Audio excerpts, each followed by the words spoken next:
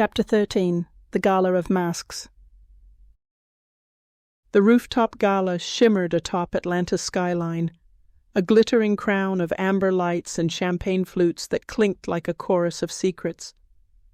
The humid night pressed close, draping the terrace in a sultry haze, and Zephyra Seraphina Locke stepped into it, her presence a flame slicing through the crowd. Her crimson dress plunged daringly, its satin clinging to her curvaceous frame, her ebony skin glowing under the glow, her curly waves cascading wild. The coal locket gleamed against her chest, its cool weight a steady pulse, but her almond-shaped eyes, dark chocolate, molten with fire, burned with a mission.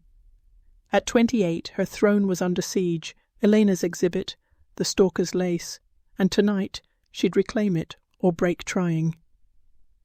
She moved through the throng, hips swaying with a rhythm that turned heads, her husky drawl meeting nods. "Evening, y'all," with a warmth masking the storm within.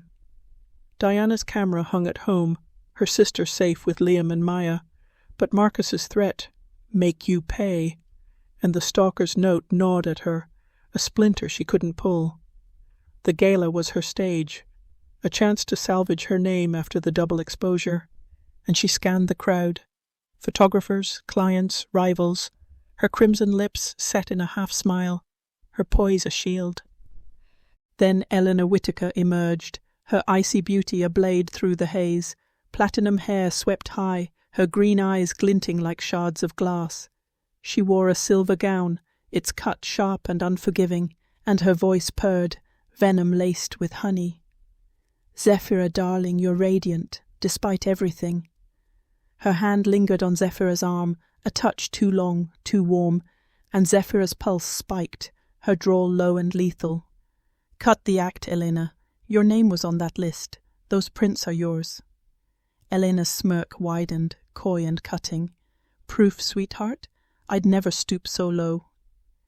Their banter crackled, a dance of flirtation and threat, Elena's fingers brushing Zephyra's wrist, her words a taunt. "You're not untouchable," she murmured, her breath close, and Zephyra's skin prickled, heat warring with fury. She'd faced Elena's jealousy before, stolen gigs, backstage barbs, but this felt personal, a thread tying her to the gallery, maybe more. Before she could press, a waiter slipped through, a familiar jawline, shadowed eyes, handing her a drink and an envelope, his departure swift.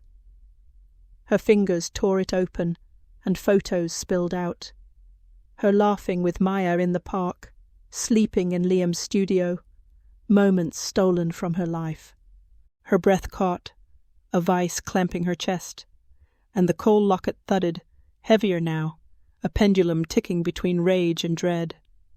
The crowd's hum faded, Elena's smirk a blur, as Zephyra hid the photos in her clutch, one slipping free, her mid-laugh, Maya's hand on her cheek.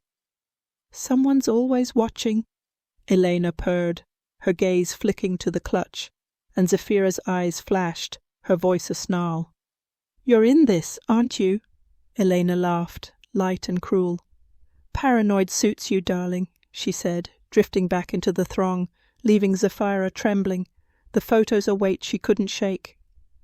She scanned the gala, amber lights blurring, faces masked in smiles, and saw Liam by the bar, his rugged frame a beacon, Maya beside him, her coal-lined eyes sharp. They'd insisted on coming, their texts a lifeline. "We've got you." And now she crossed to them, her satin dress catching the glow, her steps unsteady. "Look at this," she whispered, shoving the photos into Liam's hands, her drawl fracturing. "Someone's out there." His hazel eyes narrowed, tracing the images, while Maya's velvet voice hardened. "This is sick, Zeph." The air thickened, tense and raw, their hands brushing hers, Liam's steady, Maya's fierce, a triad braced against the storm.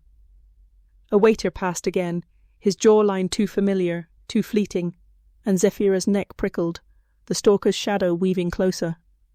Eleanor's taunt echoed, "Not untouchable," and she clutched the coal locket, its promise a shield cracking under the weight of eyes she couldn't see.